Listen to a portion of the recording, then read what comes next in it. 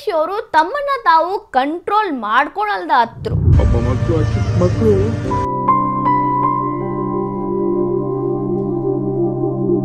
ಡಿ.ಕೆ.ಶಿ ಅವರ ಪ್ರಾಮಾಣಿಕ ಕಣ್ಣೀರಿಗೆ ನಮ್ದು ಯಾವುದೇ ತಕರಾರಿಲ್ರಿ. ಆದ್ರ ಹೆತ್ತೋರ್ ಕಣ್ಣೀರಿಗೆ ಇದು ಉತ್ತರ ಆಕೈತೇನ್ರಿ?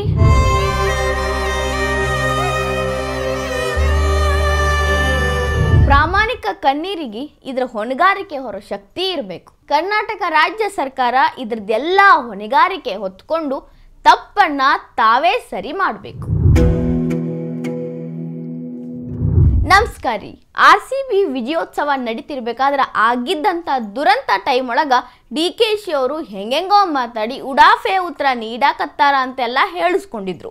ಕೆಲವೊಂದ್ಸಲ ಅವ್ರ ಮಾತು ಏನಪ್ಪ ಇಷ್ಟೊಂದು ಇವ್ರಿಗೆ ಉಡಾಫೆ ಆಗ್ಬಿಡ್ತೇನೋ, ಇಷ್ಟು ಜೀವಗಳ ಬಲಿ ಆಗೈತಿ ಅನ್ನೋ ರೀತಿನೂ ಕಾಣಿಸಿತ್ತು.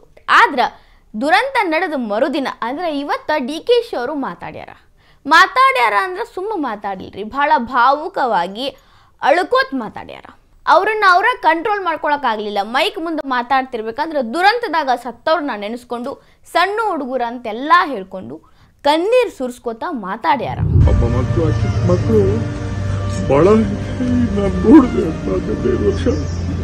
ಮಕ್ಕಳು ಎಲ್ಲ ಈ ರೀತಿ ಆಗಿದ್ದವು.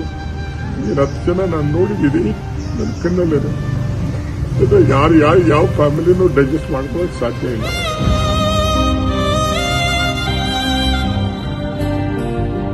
ಡಿ.ಕೆ.ಶಿ ಅವರು ಅಳ್ಕೋತ ಆ ಮಕ್ಕಳು ಸಣ್ಣ ಮಕ್ಕಳು ಸತ್ತು ಹೋಗ್ಯಾವ, ಅದನ್ನ ಅರ್ಗಿಸ್ಕೊಳ್ಳೋದು ಅವ್ರ ಅಪ್ಪ ಅಮ್ಮನಿಗೂ ಬಹಳ ಕಷ್ಟ ಆಗ್ತೈತಿ. ನನಗ ನೋಡಿ ತಡ್ಕೊಳಕ್ಕಾಗಲಿಲ್ಲ, ಎಲ್ಲರನ್ನೂ ನೋಡಿನಿ, ಆಸ್ಪತ್ರೆಗೆ ಹೋಗಿ ನೋಡ್ಕೊಂಡು ಬನ್ನಿ, ಹೀಗೆಲ್ಲ ಆಗಬಾರ್ದು ಅಂತ ನಾ ಏರ್ಪೋರ್ಟ್ಗೆ ಹೋಗಿ ಅವ್ರನ್ನ ಕರ್ಕೊಂಡು ಬಂದಿದ್ನಿ ಪ್ಲೇಯರ್ಸ್ನೆಲ್ಲ. ಆದರೂ ನಡೆದು ಹೋತು, ನಮ್ಮ ಕೈಯಾಗ ಕಂಟ್ರೋಲ್ ಮಾಡೋಕ್ಕಾಗಲಿಲ್ಲ, ನಮ್ಮ ಪೊಲೀಸರು ಕಷ್ಟಪಟ್ಟರು ಅಂತ ತಮ್ಮ ಅಳಲನ್ನ ಕಣ್ಣೀರಿನ ಮೂಲಕ ಹೇಳ್ಕೊಂಡಾರ. ಬಹಳ ನಾನು ನೋಡಿದೆ ಅಂತ 15 ವರ್ಷ ಮಕ್ಕಳು ಎಲ್ಲ ಈ ರೀತಿ ಆಗಿದ್ದವು. 10 ಜನ ನಾನು ನೋಡಿದ್ದೀನಿ ನನ್ನ ಕಣ್ಣಲ್ಲೇ. ಯಾರು ಯಾವ ಫ್ಯಾಮಿಲಿನೂ ಡೈಜೆಸ್ಟ್ ಮಾಡ್ಕೊಳಕ್ ಸಾಧ್ಯ ಇಲ್ಲ. ಪೊಲೀಸ್ ಕಮಿಷನರ್ ಅವರು ನನಗೆ ಇಮಿಡಿಯೇಟ್ ಆಗಿ 10 ಮಿನಿಟ್ಸ್ ಅಲ್ಲಿ ಕ್ಲೋಸ್ ಮಾಡ್ಸಕ್ಕೆ ಒಂದು ಮಾಡಿ ಅಂತ ಹೇಳೋರು. ಇಮಿಡಿಯೇಟ್ ನಾನು ರಶ್ ಮಾಡಿದೆ ಅಲ್ಲಿಗೆ. ಪಾಪ ಪೊಲೀಸ್ ಕಮಿಷನರ್ ಬಂದು ಹೇಳಿದ್ರು, ಸಿಕ್ಕಿದೆ 1-2 ಏನೋ ಹೆಚ್ಚು ಕಮ್ಮಿ ಆಗಿದೆ, ಸ್ವಲ್ಪ ಇಮಿಡಿಯೇಟ್ ಆಗಿ ರಶ್ ಮಾಡಿ 10 ನಿಮಿಷದಲ್ಲಿ ಮುಗಿಸಕ್ಕೆ ನೀವು ಏರ್ಪಾಟ್ ಮಾಡಿ ಅಂತ. ನಾನು ಇವರು ಮ್ಯಾನೇಜ್ಮೆಂಟ್ ಅವರು KCA ಮ್ಯಾನೇಜ್ಮೆಂಟ್ ಅವರು ಹೋಗಕ್ ಆಗ್ತಿರ್ಲಿಲ್ಲ.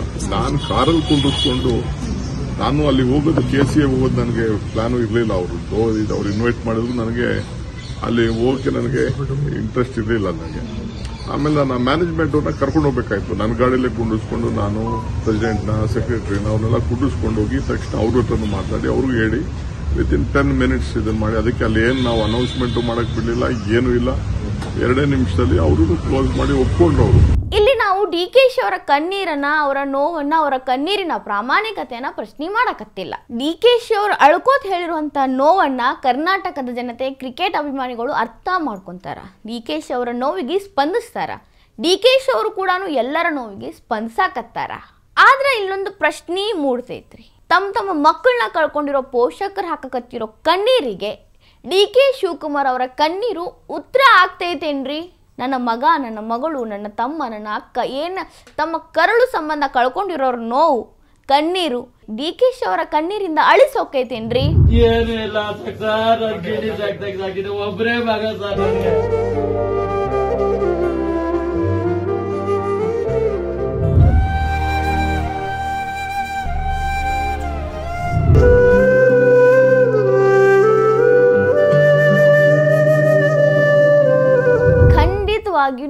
ಡಿ.ಕೆ.ಶಿ ಅವರ ಕಣ್ಣೀರು, ಅವರ ತಂದೆ ತಾಯಿ ಕಳ್ಕೊಂಡವರ ಕಣ್ಣೀರಿಗೆ ಉತ್ತರ ಆಗಕ್ ಸಾಧ್ಯನಾ ಇಲ್ಲ ರೀ.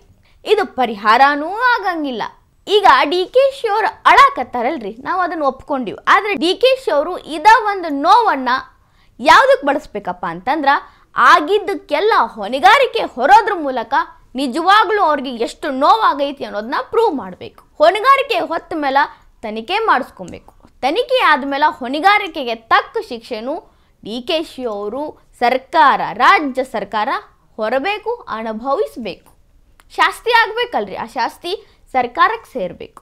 ಆವಾಗ ಡಿ.ಕೆ.ಶಿ ಅವರು ಅಳಾಕತ್ತಿರೋದು ನಿಜವಾಗ್ಲೂ ಅವರ ತಪ್ಪಿನ ಅರಿವಾಗಿ ಅಂತ ಅಭಿಮಾನಿಗಳು ಕನ್ನಡಿಗರು ಒಪ್ಕೊಂತಾರ. ಕ್ರಿಕೆಟ್ ಅಭಿಮಾನಿಗಳು ಅದನ್ನ ಎಕ್ಸ್ಪೆಕ್ಟ್ ಮಾಡಕತ್ತಾರ. ಕರ್ನಾಟಕ ಸರ್ಕಾರ DKಶಿ ಅವರು ಅದರ ಹೊಣೆಗಾರಿಕೆ ಹೊತ್ತು ಒಂದು ಶಾಸ್ತಿನ ತಮಗೆ ತಾವ ಮಾಡ್ಕೋಬೇಕು ಅಂತ ಎಲ್ಲರೂ ಅನ್ಕೊಳಕತ್ತಾರ. ಈ ವಿಡಿಯೋ ನಿಮಗೆ ಇಷ್ಟ ಆಗಿದ್ರೆ ಲೈಕ್ ಮಾಡಿರಿ, ಶೇರ್ ಮಾಡಿರಿ, ಕಮೆಂಟ್ ಮಾಡಿರಿ. ಇನ್ನೂ ಇಂಥ ಹೆಚ್ಚಿನ ವಿಡಿಯೋ ನೋಡೋಕೆ ಹೊಸ ದಿಗಂತ ಡಿಜಿಟಲ್ ಚಾನಲ್ಗೆ ಸಬ್ಸ್ಕ್ರೈಬ್ ಆಗ್ರಿ.